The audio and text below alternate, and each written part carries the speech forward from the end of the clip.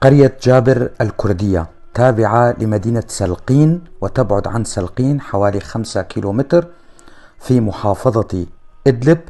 عدد بيوتها 150 بيتا، كلهم كرد. الجيل القديم يتكلم الكردية، لا زال محتفظا بلغته، أما الجيل الذي بعده فقد أضاع لغته نتيجة لظروف الاستبداد من كافة الحكومات التي حكمت سوريا. من شخصيات هذه القرية الدكتور جمال بليلو ومصطفى بليلو وحج محمد بليل وجمال بلال.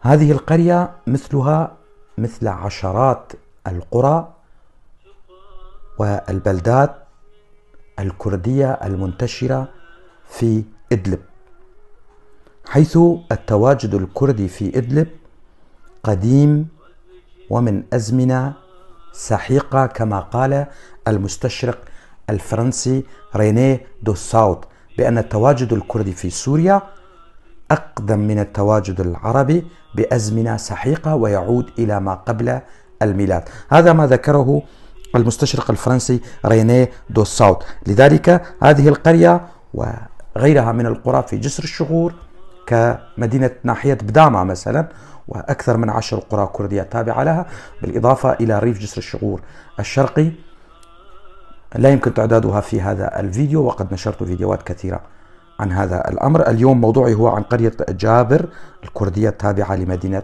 سلقين في محافظة إدلب. هذه المعلومات عن القرية أرسلها لي أحد أبناء القرية وأنا ألقيها بصوتي. أنا علي عبد الله كولو، محام من منطقة درباسية. سلامي لأبناء العمومة في قرية جابر.